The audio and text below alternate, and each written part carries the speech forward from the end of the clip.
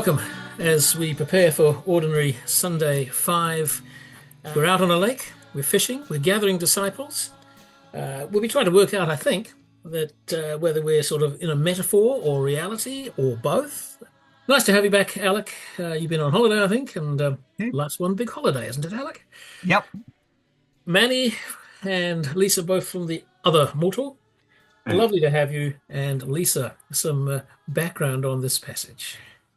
Yeah, so as always, there's a lot we could say about background, but what I've chosen to look at is putting the reading in context with the other readings prescribed in the lectionary for this Sunday.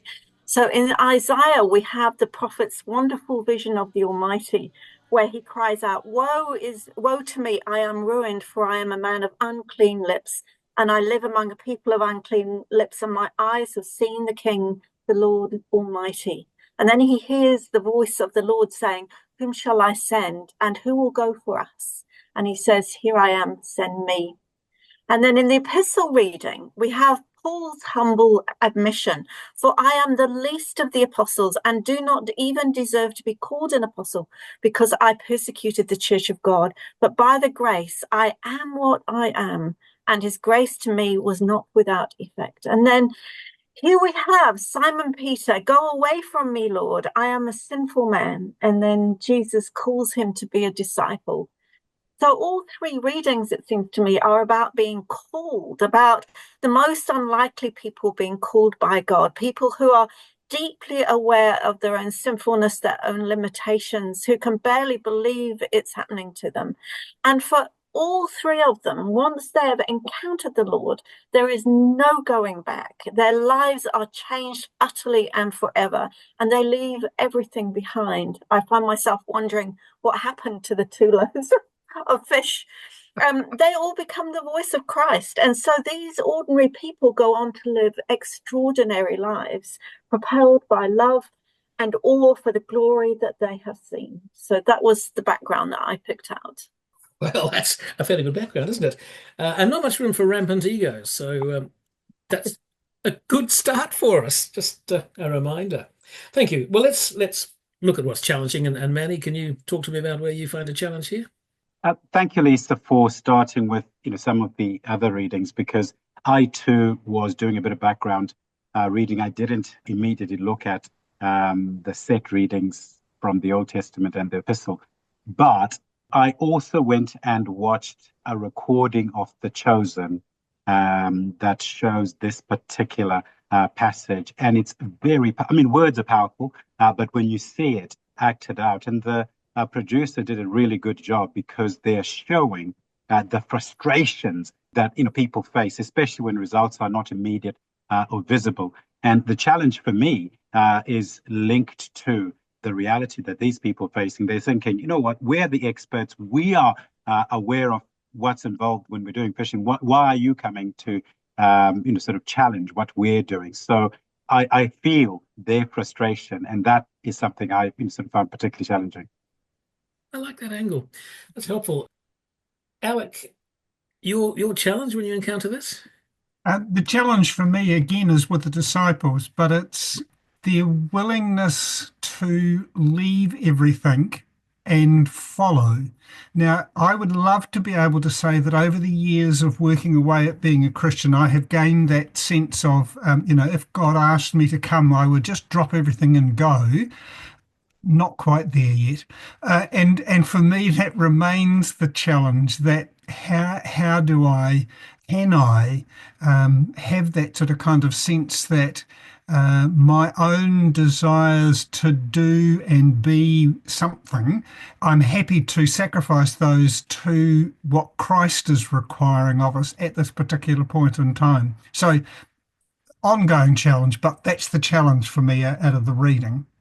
Yeah, thanks, Alec. And interestingly, I think it's the end of John's gospel. You get Jesus saying, well, it's going to happen anyway. You can't take it all with you. So Yeah. it comes to us all. Lisa, Yeah. challenge. Yeah, I think mine is similar to Alex. So I've expressed it a little differently. I think the challenge it raises for me is the challenge to stay focused. So I was struck by how Peter and James and John here it's their instant and complete response. You know, they leave those two boatloads of fish behind. They were initially dazzled by the fish, but now those fish mean nothing compared with what they see in Jesus. And really they never look back. They walk forward with their eyes fixed on Jesus, not really knowing what was going to happen, trusting to each part of the miracle as their lives unfold. And they do falter at times, so they ask annoying and stupid questions. Peter tries to talk Jesus out of the cross and denies him, but their love doesn't falter, and nor their sense of focus and purpose. And when I think about that, I think my life changed when I first encountered Jesus when I was very young. But it's so easy to be distracted by the world and the complexity of life to forget what my true and first purpose is, which is to follow Christ, to know that I am sent, just as these disciples were, to be his voice and grace and love in the world. So similar to you, Alec. Yeah, I really like that you're drawing on that theme of love, which doesn't falter there as a kind of a bedrock. So we'll see where we go with that, particularly when we come to some good news. So Alec, let's ask you about the good news that's emerging. But for me, I think the good news in this passage is about we see Jesus's power when he can define where the fish are and all the rest of it. So we're beginning to see, and we'll see later on, how powerful Jesus is and what Jesus can do. And yet, despite having all this power that could therefore command us to be whatever Christ wants us to be, Jesus chooses to try and woo the disciples into being disciples and to following him. And that for me, I'm not forced or conscripted into doing anything, that I'm not pushed there by the power of God. I'm encouraged into the relationship with Christ by the love of God.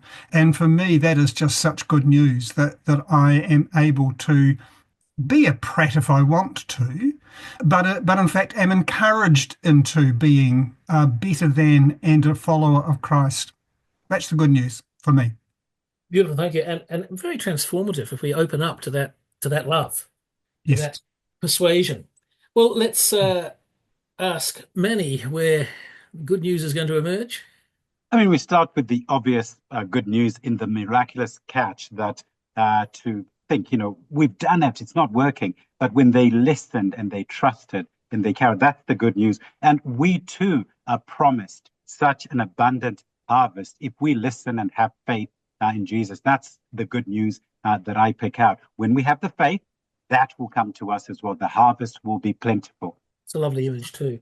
Lisa, similar themes emerging for you or something different? Yeah, I suppose the simplest thing to say is he's a God of surprises. There are lots of surprises in this passage. But I think if I had to pick one thing, it would be the flip side of the challenge for me, which is that, we, like Peter and the sons of Zebedee, are chosen and that we too are called. And it may be that we're not called to be apostles and evangelists or prophets like Isaiah, but we are called to be something. And that is to follow Christ and to bear witness to him in whatever life we lead, called to keep our eyes and our hearts fixed on him. That is astonishing that he knows our names. The King of Heaven sees you. He knows you. He knows all your limitations, all your sins, but he wants you. He has work for us to do, each of us individually. And what could be better than that? It's bewilderingly good, isn't it? Bewilderingly good. All right, Manny, I'll come back to you now because particularly you're on that cold face of working with young people. So I'm going to ask you, just the rubber hits the road, so what? Yeah. Well, again, working with children, I'll use myself as an example. I sometimes lack faith in certain things, and children certainly lack faith when they're faced with things that seem almost impossible. And this passage really teaches us that following Jesus may lead to new and greater possibilities. It encourages us to trust in Jesus' guidance, even when the path ahead is uncertain. as I said, I know I sometimes have low levels of faith, and it's the trust that is required of us, of all of us. And once we have that trust, we will be given really amazing, miraculous things. And this passage is a very good reminder, but part reprimand to us to say, don't lack that faith. We are able to have large harvest as well. And that's what we're promising. Lisa, you were talking about, send me. And again, it's that reminder that we too are sent out. Because in the closing, Jesus says, I will make you fishers of men. And we shouldn't forget that. That's something that's important for us to carry into the world, and certainly to the children that we work with, in my case. Thank you. And you speak of the trust of the children in personal things, what I might call small things, and also that much difficult trust in global issues and the huge things that we face as a race and as a faith at the moment. So swings across the whole range of human experience. Alec, for you, give me a so what. I guess the so what for me sits around when Jesus says to the disciples, just put the boat out and go and throw the net over the side. I mean, my natural reaction would have been, listen, mate, I'm the fisherman, and we've been there all day, and there ain't no fish there. And so the challenge for me, I think, is actually listening to and trusting the invitations that I feel from time to time, which I naturally dismiss as being too difficult or, not realistic or whatever. And so the challenge, I think, that I'm hearing from this passage is that perhaps I need to listen again and say, well, maybe if that's what I think I hear God saying, I need to give it a crack. Lovely. And just opening ourselves up to that persistent but still and quiet voice that says, yeah. Lisa, for you, let's have a final so what. I wonder whether the call here is, at the beginning of the year, to renew our commitment to discipleship, to recognize in kind of an amazed humility that we are called and chosen by the King, and that this is the preeminent call on our lives, that all aspects of our lives, whether we are parents or grandparents or, teachers or accountants or doctors, or builders, whatever, we are called to live that life in the light of our call to follow Jesus. So we should see everything through that prism. And I wonder whether it's we might take a moment to tell Jesus that we commit ourselves to him once again, that we want to be his love and grace in the world, to say once again, here I am, Lord, send me. We probably all said it at some time, but to renew that commitment and then to be open to the unexpected, as Mannie and Alec have said, and to pray that he will help us, easily distracted as we are, to keep our eyes and hearts on him this day and then all the days ahead. We made a remarkable shift, really, we have tonight from the fish to the opening ourselves up to the mysteries and the future and the assistance and the presence of God. So that's a lovely way to journey through this passage. And Alec, Mannie, Lisa, thanks for helping us do that. Let's remember to recommit ourselves as we go into this year. Thank you.